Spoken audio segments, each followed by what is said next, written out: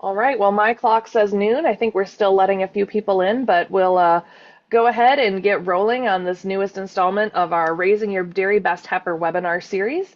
Thank you for everyone who's able to join us today. If you've missed any of our previous installments on this series, you can check it out on our website, extension.iastate.edu/dairy team, or you can also visit our YouTube channel. We have some previous recordings of other webinars in this series posted there. Today we are going to be talking about heifer reproduction, and we also have three more installments coming up in August. You'll hear about heifer benchmarking on August 5th, a heifer grower panel on August 12th, and the economics of raising heifers on August 19th. I should also note that funding for this project is provided by the North Central Extension Risk Management Education Center, the USDA National Institute of Food and Agriculture under an award that we received through them. So appreciate their sponsorship and support. I want to go ahead and get started and introduce our guest today, our speaker for today. Dr. Victor Gomez Leon is a native of Colombia. He received his bachelor's degree in veterinary medicine in 2011 there. He did his master's and PhD in veterinary medicine in Brazil. He also spent some time during his PhD and postdoc at the University of Wisconsin under Dr. Milo Wiltbank and Dr. Oliver Ginther. Currently, Victor is an assistant professor at Kansas State University. He's been there since 2021. In his 70% extension appointment, he focuses his efforts on training technicians and producers and working with vets while conducting applied research on dairy cattle reproduction. In his research program, Victor aims to understand better mechanisms controlling ovarian dynamics, increase reproduction efficiency, and strategies to ease reproductive management. Victor's somebody that I reach out to when I have questions about repro, so we are looking forward to hearing what he has today. I'm going to go ahead and stop sharing my screen, and Victor, you can take it away. Perfect. Thanks for the introduction. Let me just start sharing my screen here. Okay, and put a pointer. Can you see my screen? Looks like we see a heifer yard. Yeah, that's it. That's the one. Okay. Lazy pointer. There it is. Okay. Uh, well, if you are just joining, welcome again. Welcome. It's a pleasure to participate on this webinar series. Usually a little more interactive when I'm in front of the audience or with people, but we do have the chat. So if you have questions as you think on those, please feel free to put those in the chat box. We're going to talk today specifically about heifer reproduction. And so what we are going to use today is this outline here of 5 points, and I want to walk you through these 5 points today. Hopefully, we can approach all of them and you get some understanding on each of those, or even some take-home message from each of those. So when we are talking about reproduction, no matter if it is in heifers, in cows, dairy, or beef, we want to be able to measure how we are doing our reproduction. Are we being efficient? Are we being good at managing the reproduction of those heifers? And a good way is, are we getting those heifers pregnant, right? We are gonna go through the other points as we move forward. But if you can, what I would like to do also as we move on this outline, once the purple box appears on that question, if you would like to type in the chat box some ways that you specifically measure reproduction, what do you use, what you have heard of other people using, that would be nice. So it will also generate some discussion as we move forward.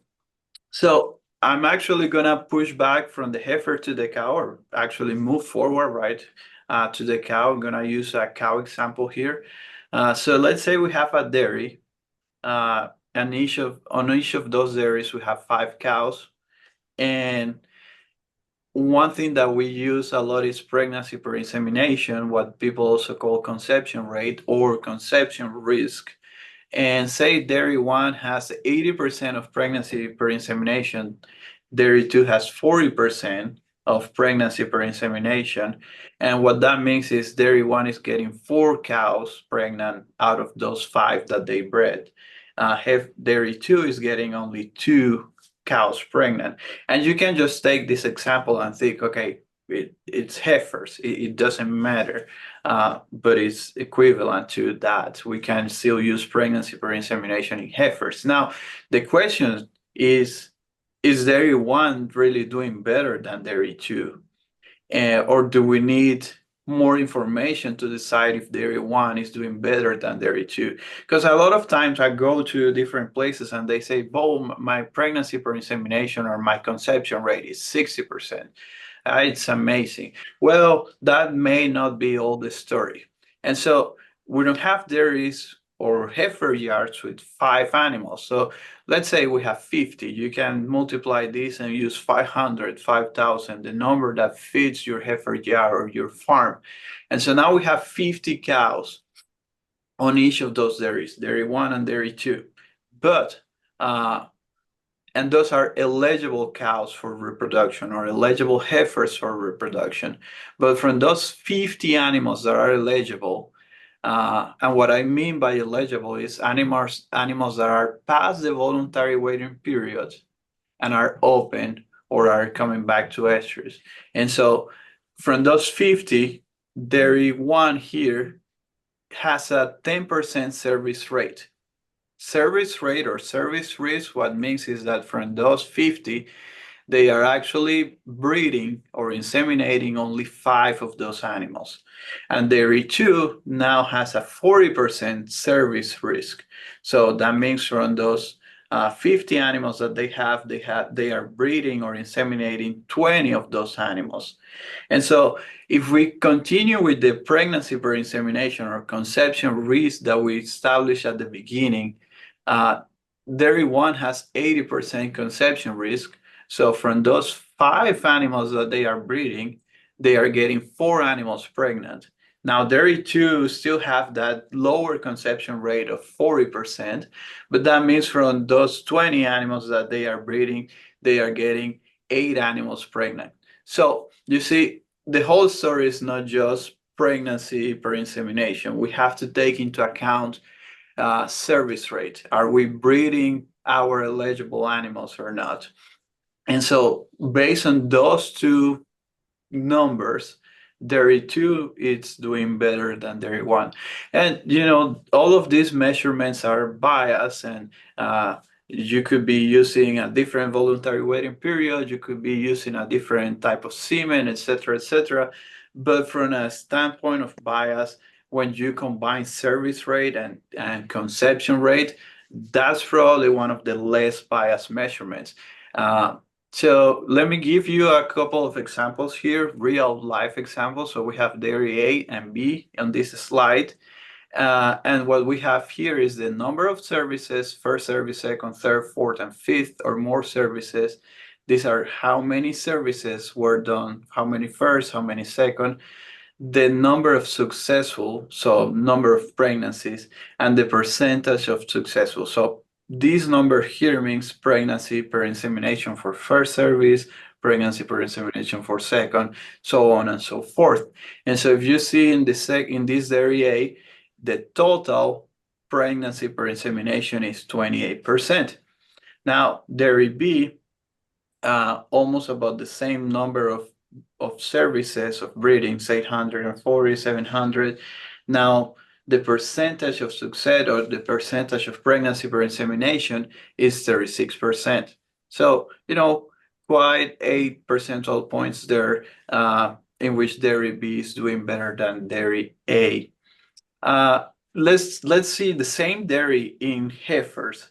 We have the same idea: first, second, third, fourth, and fifth plus services for heifers, number of services, and we can see here the percentage or the pregnancy per insemination or conception risk is the same. It's 33%. for dairy A, whereas for dairy B, you can go right straight to this number and it's 44%.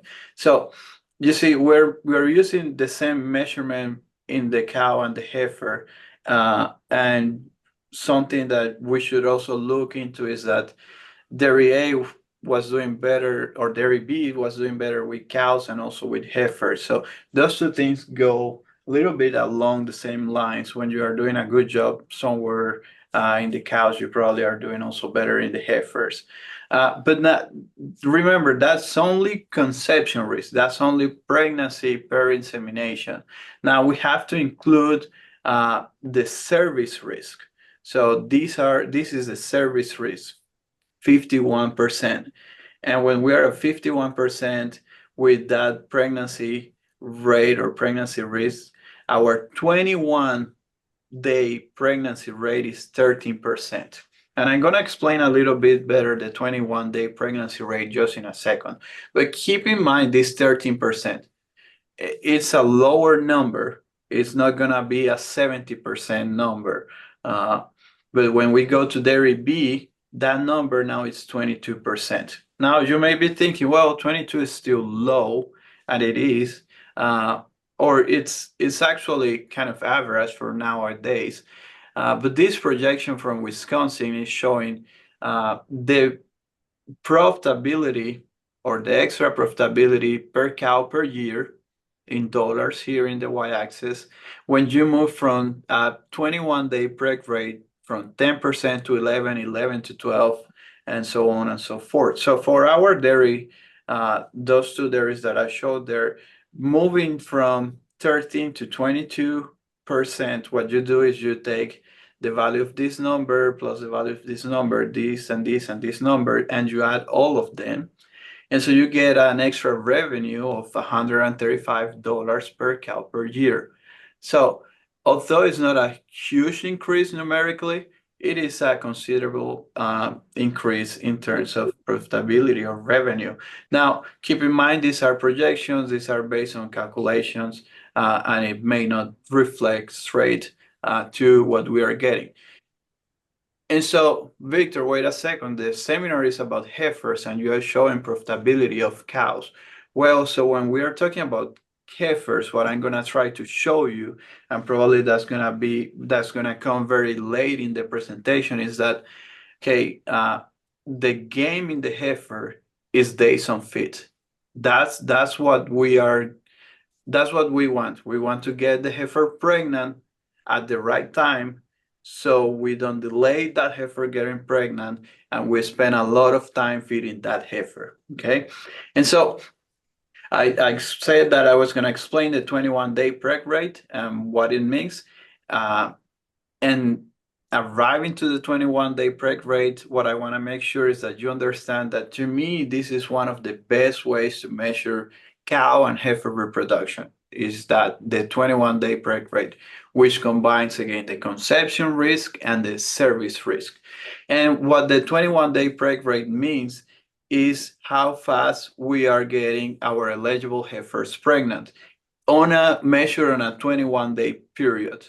And so say you have a 50% 21-day preg rate in your heifers, that means it takes you 2 cycles of 21 days to get all the eligible heifers pregnant.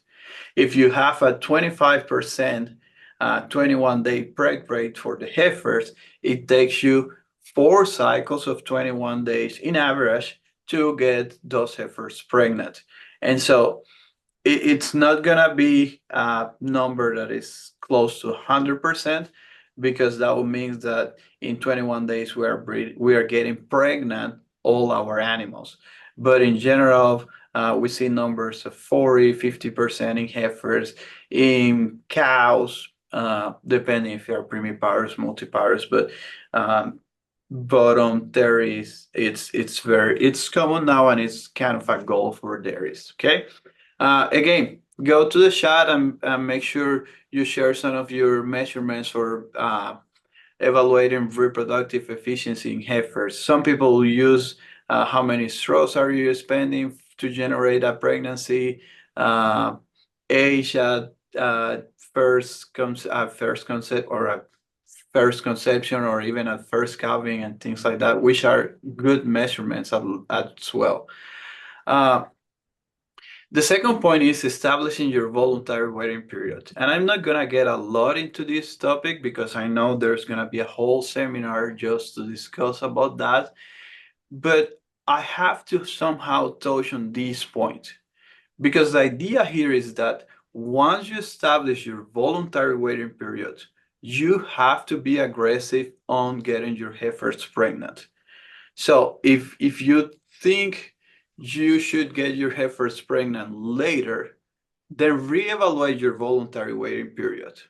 Don't keep a voluntary waiting period of say 12 months to start breeding heifers at 13 months because you think that's what's best for your farm or what's gonna be better for the animals and per meal production and things like that. So adjust those numbers so you can see the numbers, real numbers, and you can evaluate how you're doing. So just gonna touch very quickly on this study, which is a study done by Paul Freaky, Megan Lover at the University of Wisconsin in Madison. And so what they did is that they took data from heifers, uh, and and and they took data from those heifers when they became primiparous cows.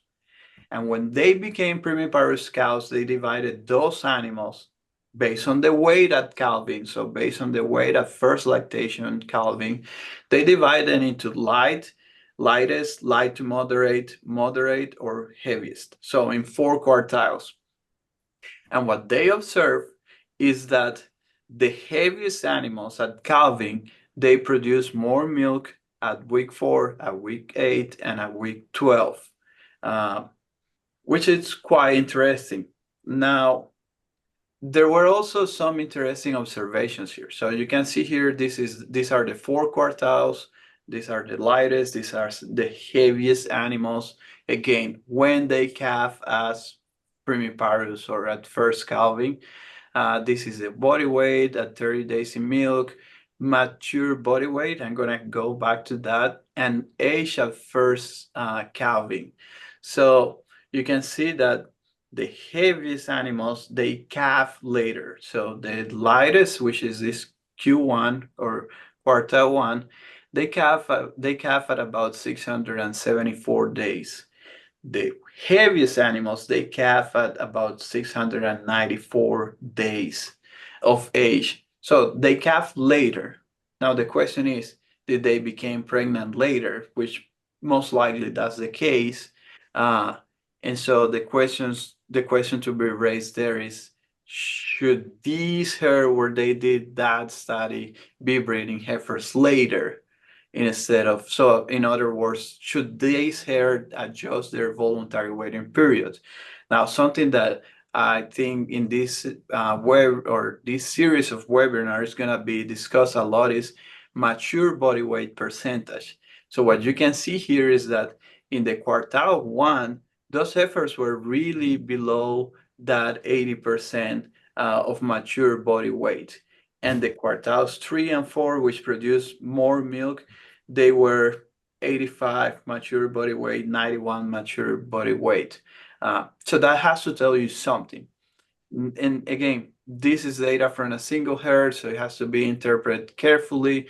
But I'm showing you this so you can think about your herd. You can maybe evaluate some of these numbers retrospectively in your herd. Do animals that are getting pregnant later in your herd or are calving later, are they producing more milk? Because for a long time we were pushing, okay, we have to breed these animals sooner, we have to bring them younger, we have to bring them younger. But there is a threshold, there is a balance, a sweet point in which, okay, if we continue to breed these animals at a younger age, we're gonna start compromising on other things. Okay, and so going back to this graphic here, I want to make the point that again, heifers that calve heavier, which most likely they got pregnant later, they produce more milk during their first 12 week of lactations. Now again, you know, things that to consider there. So this herd, if they are gonna change their, if they are gonna try to breed older heifers now, they shouldn't keep the same voluntary waiting period. They should adjust the voluntary waiting period. And then once the heifer is past that voluntary waiting period of, say, 13 months, 12 and a half months, whatever the number is, at that point, they have to be aggressive on getting those heifers pregnant at that point. So what things to consider for establishing voluntary waiting period?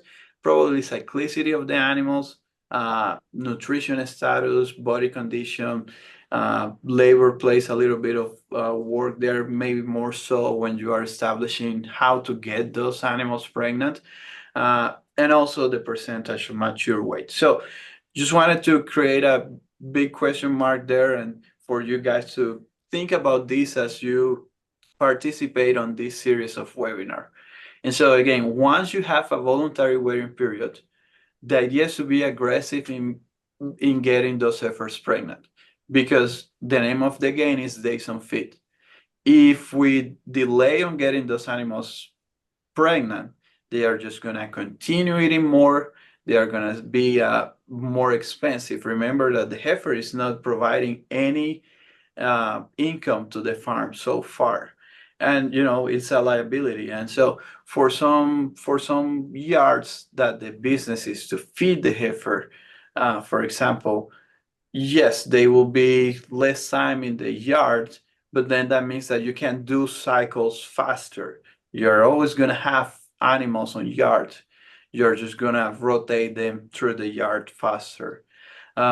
So let's see some examples here. Again, we have a dairy A here and a dairy B. The two scales are the same. This is, and the y-axis, the age at first service for the heifers on dairy A and on dairy B. And on the x-axis, what we have is date. So starting in January of 2022 all the way until this month for the two dairies. Each of the dots is a heifer, and each of those dots is when the heifer received the first insemination. So you can see here that in heifer A, in dairy A, we have some heifers receiving the first insemination at 370 days of age, so roughly 12 months or a year of age.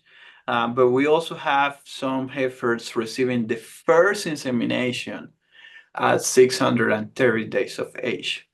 Now, again, this is my point. Once you decided that your voluntary waiting period is 360 days or 65 or 400 days of age, you should try to get those heifers bred as soon as you can, because the one thing to get animals pregnant is to breed animals, right? If you don't breed them, they are not going to get pregnant unless you are using a bull, which we will discuss a little bit in a second here.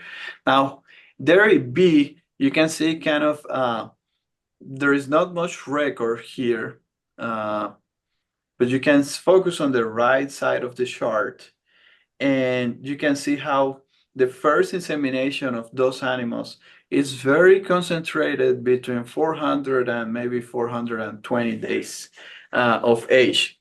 And that means that this area is probably using some sort of synchronization for those animals. And maybe they are synchronizing every 2 weeks and not every week. So when you do synchronizations, you don't need to synchronize all your animals every week. You can do a synchronization every 2 weeks, every 3 weeks, things like that. If you establish that your voluntary waiting period is going to be, say, 400 days to 415 is when they should be seeing semen for the first time. Now, because it's a little bit harder to see these dots over here, what I did was I went ahead and I did a zoom in this graphic.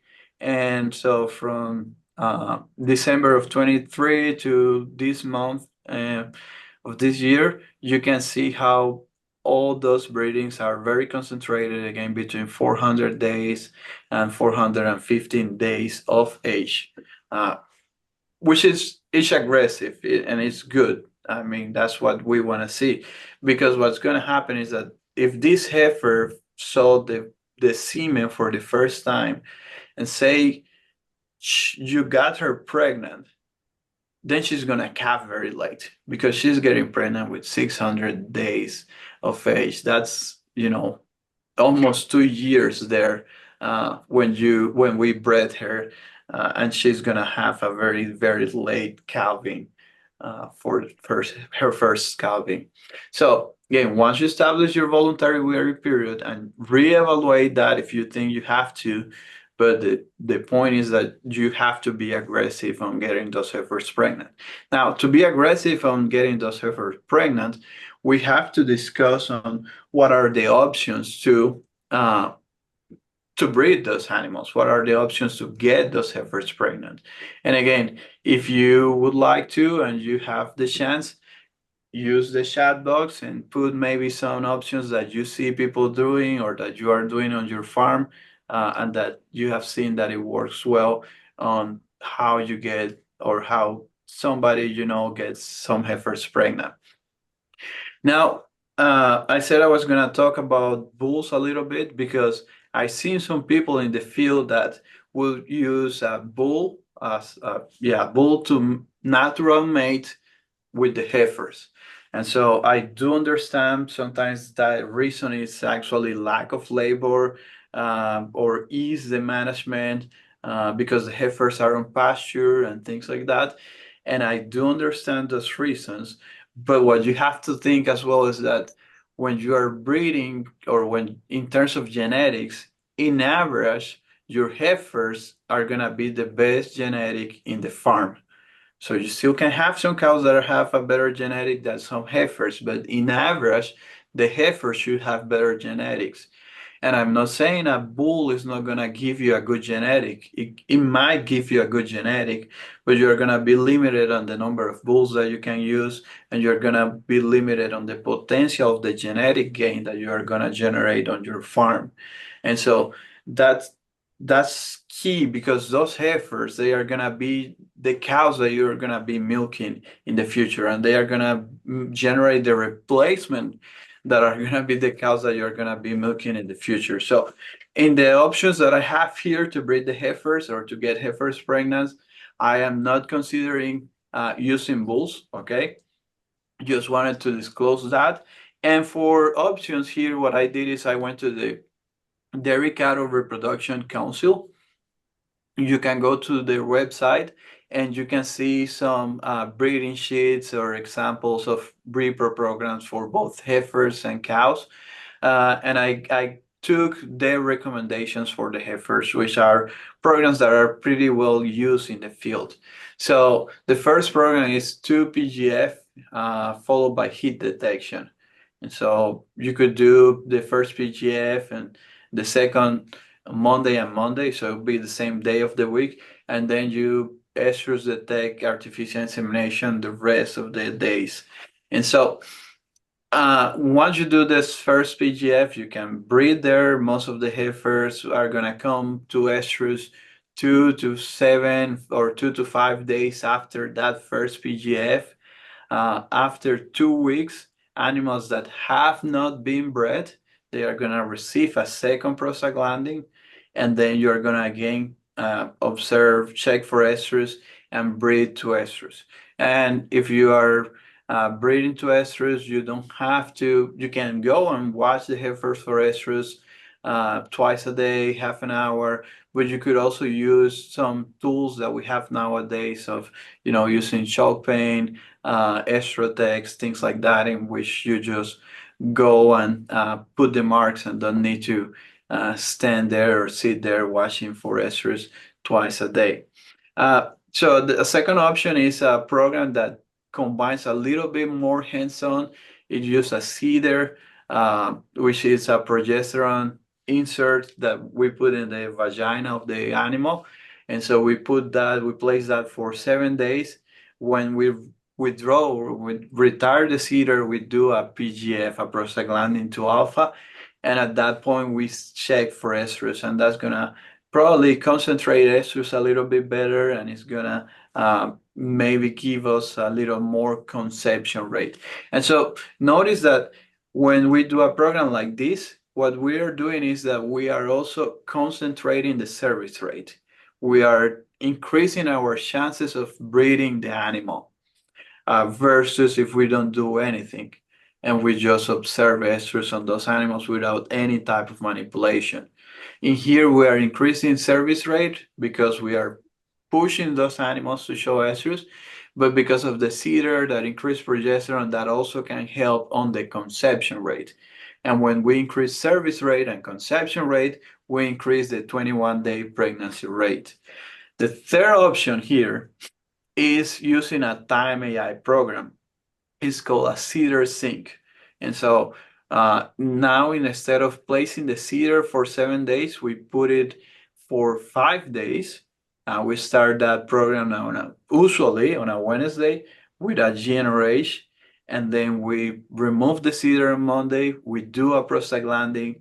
We do a second prostaglandin, and a lot of people ask, is the second prostaglandin really needed? It is, because sometimes that CL, the CL or the structure forming in the ovary is pretty young, and we have to make sure that we regress that structure, that CL, so the animal can show, can be ready to be bred and receive that generation Thursday. So it's a time AI. There is no need to check for estrus in this program, and it usually yields good pregnancies because once we do time AI, service rate for the first insemination is 100%. You don't miss any animal to receive semen. And because we have a combination of GnRH, prostaglandin, sometimes it can help on a little bit with conception. But in heifers, uh, it's not so much the case every time. Okay. Now I show you three programs, and the idea here is that when you are thinking on the reproduction of your heifers, you don't have to necessarily do only one. You don't have to do this 5 day cedar sync and always do 5 cedar sync, 5 cedar sync, 5 cedar sync. You could start a 5 day cedar sync, do the first service to this 5 day cedar sync.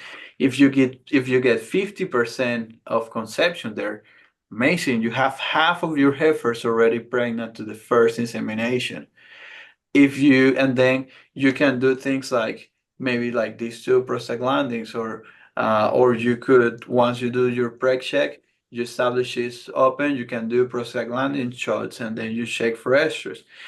There is a heifer yard we work with, and what they usually do is actually they breed a week without no intervention, no hormones, no lut, no generation. After a week they do prostaglandin and they check for estrus. Then they do a second one. The animals that are not bred, they do a cedar sync. So two options there. You can start with a time AI and then breed to estrus, or you could start by breeding to estrus and then do time AI to the animals that were not bred to estrus. Okay, both work well. It kind of depends on what your labor situation is on the farm. Uh, so in terms of comparing a little bit these programs, again, Paul Freaky and Megan Lover did this nice study published at Journal of Dairy Science. And what they were comparing is submission rate and pregnancy to first insemination or for first insemination uh, on these heifers. Yeah. And so this is the design of the study. They have a group in which they were breeding estrus detection AI. So they gave a PGF on day 0 of the study, and they detect for estrus and bred to estrus. And then they have two different groups. The Cedar 5 is the protocol that I just presented, in which we put the cedar with GnRH, two prostaglandins, and we breed to time AI with GnRH. And they also included a third group that is a Cedar 6. So it's essentially the same protocol as this, but instead of removing the cedar on day 5 here, or they remove it on day 6. So instead of removing the cedar on Monday, sorry, they will remove it on Tuesday.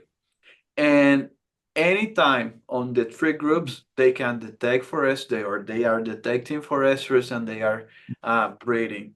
Obviously, if she doesn't come to estrus, they will breed to time AI here in these two groups, okay? So what I want to show you here is the comparison of those three groups. So the first table here is, again, the three groups, estrus detection, CEDAR-5, CEDAR-6. These two are the same, just keeping the CEDAR an extra day. And then the first line here is the pregnancy per insemination at 35 days. And so you can see in the estrus detection, pregnancy per insemination was 46% here. Uh, in the CEDAR-6, there are two lines, CEDAR-5 and CEDAR-6, because when we do the CEDAR-5, some animals are bred to estrus. They come into estrus, say here on day 1. And so those animals, they have to be bred, or even on day 0, 0.5. So those animals, they have to be bred to estrus. Otherwise, when we breed them on Thursday, the fixed time AI day is gonna be too late. So the animals that were bred to estrus from that CEDAR-5 protocol, they have 62% of pregnancy per insemination. The animals that were bred to time AI, they have 53% pregnancy per insemination. Now, when they did the CEDAR-6, interesting, there were no animals coming to estrus earlier, and pregnancy per insemination was just 45% for that group. So notice that CEDAR-5 is gonna be a little bit higher pregnancy per insemination because this is really high fertility there. CEDAR-6 and estrus are about the same pregnancies per insemination. Now you may be wondering, why would I do a CEDAR-6 if it's the same number of pregnancies per insemination as breeding to estrus? It's again because we are being more aggressive, and service rate is going to be 100% on this group. As we move forward on these results, the other thing I want to show you in this graphic is on day 64, it's still 45%, 51 and 62. So pretty similar because pregnancy losses were very low. And what I want you to see here on this graphic, this is called a survival curve, in which we have the proportion of uninseminated heifers. So at this point up here, it's 100% of open heifers. And as we move in of uninseminated heifers, and as we move on the study, you can see that both the CEDAR-5 and the CEDAR-6 on day 1 of the study, they all go to 0. That means we bred all the heifers. All the heifers were bred and received semen by day 1 of the study. And forget about the study here for a second. Think that day 0 is the end of your voluntary waiting period. That means that by day 1 after your voluntary waiting period, all the heifers, when we do time AI, are bred. If we are breeding to estrus, even without shot of lutalize or prostaglandin or cloprosenol, those animals are gonna be bred as they come into estrus. So the first day, because we did the lut, we see already some 50% of animals coming there to estrus, probably day 2 actually, coming to estrus. But then it's a slower down step in which this is probably one animal, another animal, maybe 2 or 3 animals here, 2 animals here, that are coming to estrus and are receiving semen. So service rate is gonna be lower for those estrus detection compared to the time AI protocols. Now, this is the same idea, but for non-pregnant heifers. So up here, that means none of the heifers are pregnant.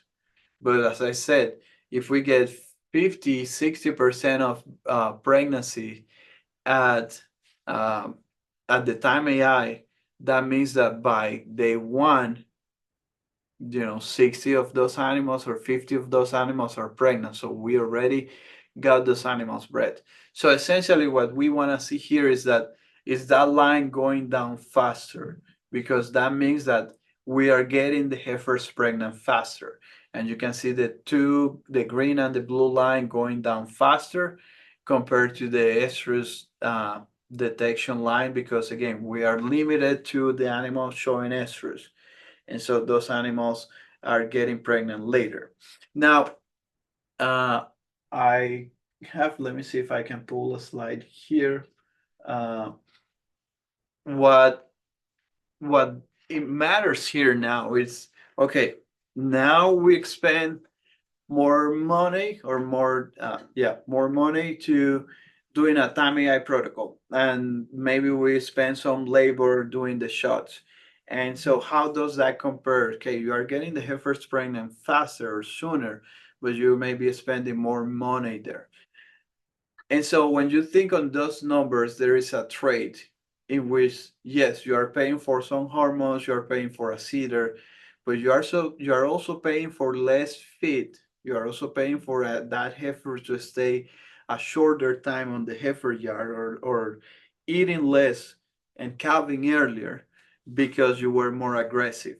So they also went ahead on the same study and did a sensitive analysis, and what they did is they established with feed cost per heifer per day. And this is just feed cost, okay? This is not, doesn't include labor. Well, it does include labor in the analysis here. And it does include the hormones. But because feed cost is the one of the most expensive items on what it takes to raise and breed those animals, they established, okay, what will happen if we have feed costs of $1.25 all the way to $2.25? That's not the cost of keeping the heifer on a yard. That's not the cost that a heifer yard or a neighbor is gonna charge you to put your heifer on their property to be fed, bred, and raised. This is just the cost of the feed, which is a lot of, probably 60% of the amount on that calculation. So what happened here is that you can see this is a cost to generate one pregnancy on this program or on this program or on this program, based on the results of the study. So with $1.25 feed cost per heifer per day, we will spend $147 to generate a pregnancy on the estrus detection group, and $139 in the Cedar 5, and 147, sorry, in the Cedar 6. So pretty comparable, again, these two numbers, and lower for the Cedar 5. And you can go ahead on the table if you want. I can share this table later with you. But once we get to the $2 feed cost mark, it doesn't matter which time AI program you are doing. Those time AI programs are generating pregnancies cheaper than breeding the heifers to estrus. And that's just because, again, we are keeping the heifers sitting shorter on the property. Okay. Now, the next point is, it's a little bit disconnected maybe from the other points, but it's a question that always comes out when we are talking about heifers and reproduction, because again, since those are the best genetics in your farm, people are using a lot of sex semen in those heifers, and there is always somebody asking, well, should I delay the insemination in the heifer when I'm breeding with sex semen? And so I'm gonna show you, before I give you my concept, I'm gonna show you some data sets here. Before, I'm gonna give you a background of why the idea of delaying that insemination. So in a perfect scenario, our zero here in the graphic is the estrus, or the onset of estrus. It's the onset when of standing estrus. It's when a heifer or a cow is accepting another animal to mount her. So that's our zero. And then as we move forward, at, from that onset of estrus to ovulation is going to be about 28 hours. That's in average. It can be 26 to 32 hours. In average, 28 hours. Now, what happened after ovulation is that the egg is released, and the viability of that egg is going to be 8 to 12 hours. And the viability of the sperm is probably going to be around the 24-hour mark. And so we also need that semen, that sperm, to be ready. It needs to We put it after the cervix. It needs to swim all the way uh, to through the uterus to meet with the egg, and also it needs to go through some chemical processes, what we call capacitation, to be ready to fertilize the egg. And so, based on the 8 hour, the time of ovulation, and the sperm viability time, the optimal time to insemination is usually between 12 and 16 hours after the onset of estrus. Okay, and so that's where probably the AMPM rule came from. Okay, if we know that perfect timing for insemination is 12 hours after the onset of estrus, if I see her in estrus in the morning, I will breed in the afternoon. If I see her in the estrus in the afternoon, I will breed the next morning. Okay, before we get into sex semen, the issue with this technique or the challenge here is that when we go and check for estrus, we are not detecting onset of mounting or onset of estrus every time. Because say you have 5 heifers and one comes to estrus at 8 a.m., another at 9, another one at 10, another one at 12. And you go and detect, say, I'm gonna say you went and detect estrus at 12. Now, at 12, you detect that one that start estrus at 8. But that doesn't mean that 12 is the onset of estrus. You are already 4 hours behind. So no matter what time you do it, you can do it at noon, you can do it at 6 a.m., you can do it whatever time. We're not catching that onset of estrus. Okay. Now we do have some technology nowadays that allows to probably detect with some accuracy that onset of estrus, which is the activity monitor, say like a near tag, a collar, however you want to call it, or whatever you want to use. The issue with that, now you know that the heifer is starting estrus at 3 a.m., 4 a.m., 5 a.m., so on and so forth. You have a different heifer starting at different times. You're not gonna breed at different times. You're not gonna breed 12 hours after 3, and then 12 hours after 5, and then 12 hours after 6, 12 hours after 8. So it's a technical challenge, which is okay. It's just a challenge that we have, okay? But just to recognize that. Now, going back to the sex semen, the sperm viability of that semen is gonna be shorter, most likely, and so that's the idea of breeding later is so that the sperm viability is still overlapping with the egg viability. So instead of breeding at 12 hours, say breeding at 16 to 22 or 18 to 24, something like that. So it's closer to ovulation and that sperm is still viable once the egg is released. Let me show you a study in which they were evaluating that idea. It's probably one of the most recent ones. Uh, they were evaluating the idea of delaying insemination with sex semen, and so it has about 1,200 Holstein heifers bred at 13 months of age in southern Georgia from December 2017 to 2018. They were using activity monitors. They were using a collar so they could say when the heifer exactly came into estrus. And what they were doing is that, let me go here, they were synchronizing those animals with a cedar 5, and then they would let those animals go into estrus. And so the animals that came into estrus, they check the estrus list at 5 a.m. and at 3 p.m. And then on those times they decided, say at 5 a.m. they went and they decided, okay, this animal is gonna be bred now. This animal is gonna be bred uh, at 4 p.m. So they essentially randomized breeding right away or breeding later. Uh, and they use sex and conventional semen, and it's gonna be very interesting once we get to see some of the data. Okay. These are just some stats details that I'm gonna skip. We can go back to discuss those later. So this is a somehow complicated graphic, but if we go through it together, you're gonna be able to understand it and follow, and maybe even ask some questions about it. So what we have here on the y-axis is the probability of pregnancy. So at 0.9, that's 90% probability of getting those heifers pregnant. And on the x-axis is the interval from the onset of estrus. Remember, we are using an activity monitor. Now we can say for sure when the heifer when was the onset of estrus. So interval from onset of estrus to insemination. And remember, they have two groups. And we can start by the sex semen late, which is this gray dot here. So they check the animal. She's in estrus. They say, okay, we are gonna breed her 12 hours later. It was actually, let's see, 5 and 3. It's about 8 hours later. It's actually not 12 hours. So when they bred late, it was about 8 hours later breeding.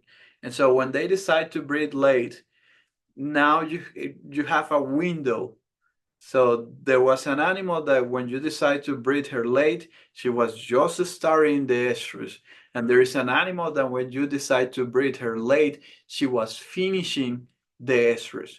And so what that makes to occur is that when you breed her, there are different intervals from onset of estrus to insemination. So if we decide to breed, or when they decide to breed late, there are animals that are bred 15 hours after the onset of estrus, and some that are bred almost 40 hours after the onset of estrus, just because of that variability of when they came into estrus. And you can see that if this line is not going up like this one, that means the probability of pregnancy is not increasing much. So when they decide to breed late, they didn't increase the probability of pregnancy. So let me explain it this way. When we decide to breed late or to do the AMPM rule, if we delay insemination using the AMPM rule, based on the data of this study, there are no benefits. Now, they also did the sex semen early. That means that they went to the list, they saw what was into estrus, randomized too early, so it's a breeding right away. And again, there is also a variability because some animals are just starting the estrus, some animals are way ahead on the estrus already. And within that group of breeding right away, the animals that were bred later in relation to the onset of estrus, they had greater probability of getting pregnant. So if you are breeding once a day and you delay the breeding and you are breeding later those animals, then there seems to be a benefit. Okay. Now, again, the issue with that is like, how do you sort out those animals? You could maybe, if you have activity monitors based on when they were bred, or when they start the onset of estrus, if they had already say 12 hours, you could breed those right away. And if they are just starting, then you could wait on those that are just starting, so you get more animals on this side of this white dotted line. When they use conventional semen, uh, there were no differences really on breeding animals right away or delaying that insemination. So again, just supporting the idea that conventional semen is not affected in relation to that interval from onset to insemination, but sex semen we see a difference, especially if we are breeding to to uh, to those early onset of estrus. So just summarizing this graphic a little bit, we could have lower probability of pregnancy if we are breeding too early with sex semen, which in most of the cases, if we are breeding once a day to estrus, that could happen. And that's a challenge that I would say we in academia are working on.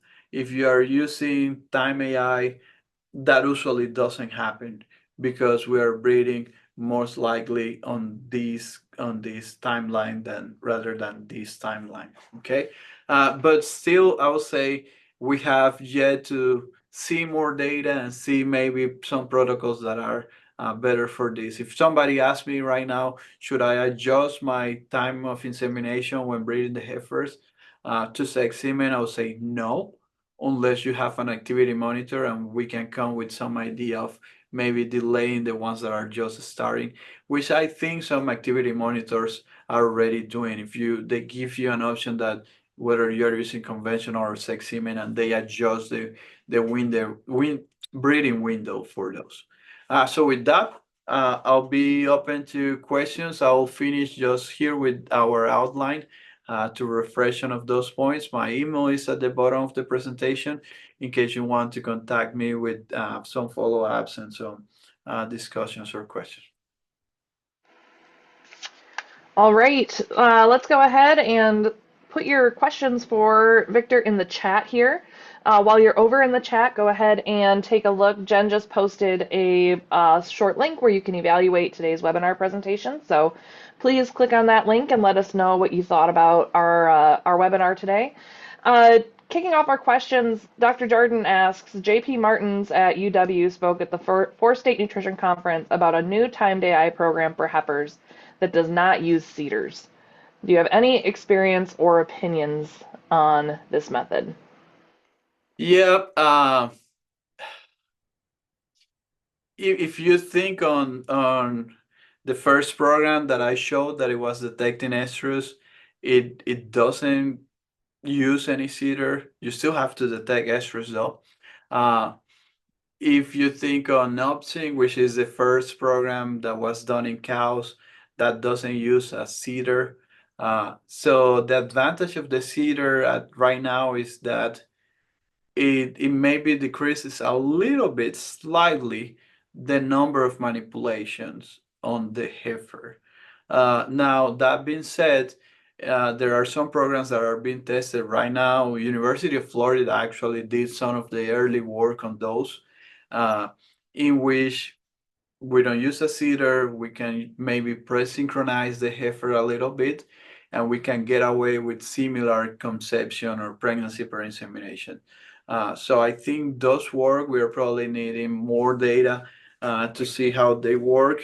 Then I think about some of the cedar programs, like the Cedar 6, is that the animals are being bred 100% time AI versus I don't know removing the cedar if they are being bred 100% time AI.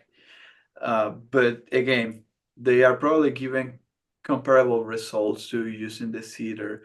We just need more data, more adjustments, uh, maybe to know when to do the treatments. So we are 100% time AI, and maybe also to breeding on those programs. What time do we breed for, say, sex semen, for example?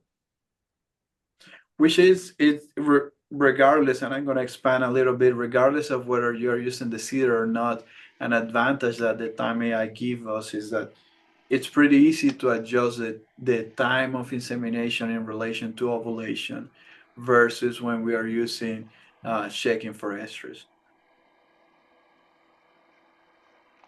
Thanks for the question. Any other questions, you can feel free to put them in the chat. In the meantime, I have a question. Mhm. So you talked a lot about the importance of voluntary waiting period and setting a good voluntary waiting period for your herd, how that might vary from herd to herd, the importance of reaching an appropriate size before cattle get bred. Not all heifers are going to grow at the same rate and hit that size at the same time. Do you have any insights or recommendations for kind of managing some of that variation around uh, the time, the age that heifers will hit an appropriate size for breeding? Yeah, that's a very, very interesting question that, can generate a lot of discussion. I think we have discussed a little bit of that. Paul Freaky was here about 2 months ago. We discussed that as well. It's whether if you see his data set, and I'm gonna get back to answer your question just here in a second, but if you see his data set, uh, there obviously are animals that have different genetics uh, on those quarters or those four groups, and those genetics are probably maybe related also to mature body weight and related to development and things like that. Uh, ideally, we could have different voluntary waiting periods for different groups of animals and different sizes and mature body weights, things like that. I just don't know yet how we could accomplish that because, say, in our university herd right now, we are we're kind of establishing two breeding strategies. One is 100% production, health and reproduction. The other one is uh, still production, but more into the type of the animal. So we can have animals that still look like Holstein animals, right? Um, and so at that point, are we gonna have different sizes of mature animals? Are they going to have different weights? Should they be considered whether they are being from this genetic line versus this other genetic line to be able to establish that voluntary wearing period? Probably so. The challenge is for us is if we have those two programs or those two lines, it's easy to, segregate those two. But in a herd in which you only have a single strategy that you expect your animals to be very similar, but they are not because they are animals, then how do you establish that? Maybe genetics will be one of a way to do it, uh, to establish which genetic line should go towards this voluntary waiting period and this other voluntary waiting period. But the thing is, if we don't adjust the voluntary waiting period, we cannot evaluate accordingly how we are doing the job. And so probably genetic scale, I at this point is what I can think of establishing different voluntary waiting periods for different genetic lines or groups. All right. Any other questions from the group?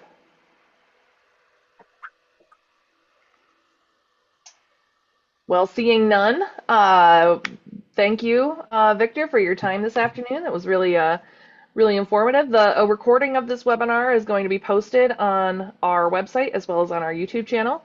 Okay, thank you very much. Thanks, Have a everybody, and great thanks to day. our speaker.